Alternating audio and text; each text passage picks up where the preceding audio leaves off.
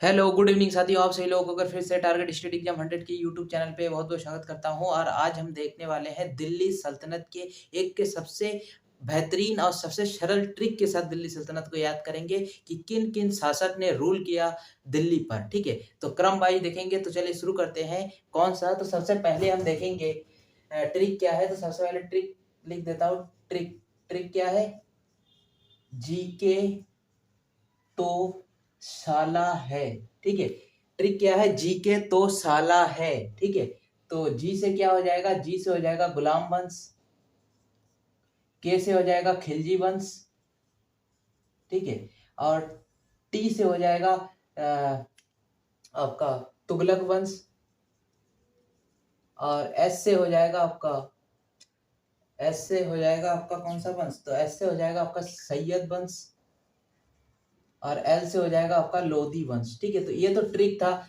Trick क्या था? जी के तो साला है। ठीक है, तो जी से हो जाएगा गुलाम वंश, के से हो जाएगा खिलजी वंश, टी से हो जाएगा तुगलक वंश, एस से हो जाएगा सैयद वंश, और एल से हो जाएगा लोधी वंश। तो ये सबसे सरल ट्रिक था जो कि मेरे द्वारा बनाया गया है। ठीक है, अब देखेंगे कि दिल्ली सल्तनत पर राज करने वाला पहला शासक कौन था। तो दिल्ली सल्तनत जब मोहम्मद गौरी ने भारत पर आक्रमण किया, तो मोहम्मद गौरी ने जब भारत पर आक्रमण किया तो उसने दिल्ली पर आक्रमण किया था। वो किसके ऊपर? तो पृथ्वीराज चौहान। ठीक है, पृथ्वीराज चौहान जो कि तराइन तराइन आपने युद्ध पढ़ा है, तराइन का पहला युद्ध। उस समय पृथ्वीराज चौहान ने गौरी को बहुत मारा था। उसके बाद तराइन का दूसरा युद्ध 1192 में जब हुआ था, तो तराइन के द्वितीय युद्ध में पृथ्वीराज चौहान हार गया था और मोहम्मद गौरी जीत गया था। तो मोहम्मद गौरी जीत जाने के बाद क्या हुआ? भारत पे अब शासन कौन करने लगा? तो शासन करने लगा मोहम्मद गौरी।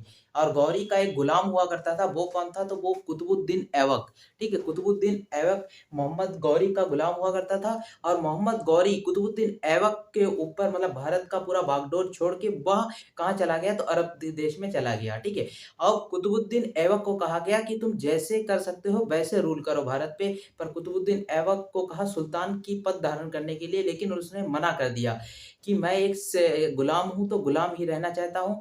तो उसने क्या किया? उसने फिर शुरू किया कौन सी डायनेस्टी? Slave dynasty. इसीलिए इसका नाम स्लेव पड़ा। स्लेव मतलब गुलाम। वो गुलामों का मतलब डायनेस्टी चलाना चाहता था, क्योंकि वो है गुलाम था। किसका? तो मोहम्मद गौरी का। तो कुतुबुद्दीन ऐबक किसके गुलाम था? तो मोहम्मद गौरी का। ठीक है, तो सलेम वंश के डायनेस्टी कौन है? सलेम वंश के अगर संस्थापक पूछा जाए तो वो हो जाएगा कुतुबुद्दीन ऐबक। 2.5 दिन का झोपड़ा भी बनाया था इसने। ठीक है, और ताजमहल का निर्माण कार्य भी इसने शुरू किया था, लेकिन अंत किया था इल्तुतमिश ने। ठीक है, अब देखिए स्लेव डायनेस्टी 1206 में इसकी 1206 से 1290 तक किसका राज चलता है? तो कुतुबुद्दीन बता रहे स्लेव डायनेस्टी का रूल कब से कब तक? 1206 से 1290 तक।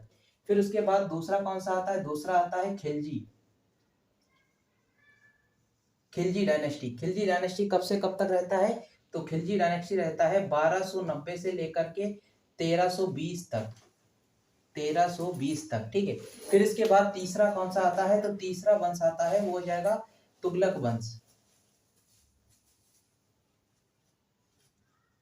तुगलक डायनेस्टी। ठीक है, तुगलक डायनेस्टी 1320 से लेकर के 1414 तक रूल किया। ठीक है, उसके बाद आता है चौथा डायनेस्टी। तो वो कौन सा हो जाएगा? तो वो हो जाएगा सैयद डायनेस्टी।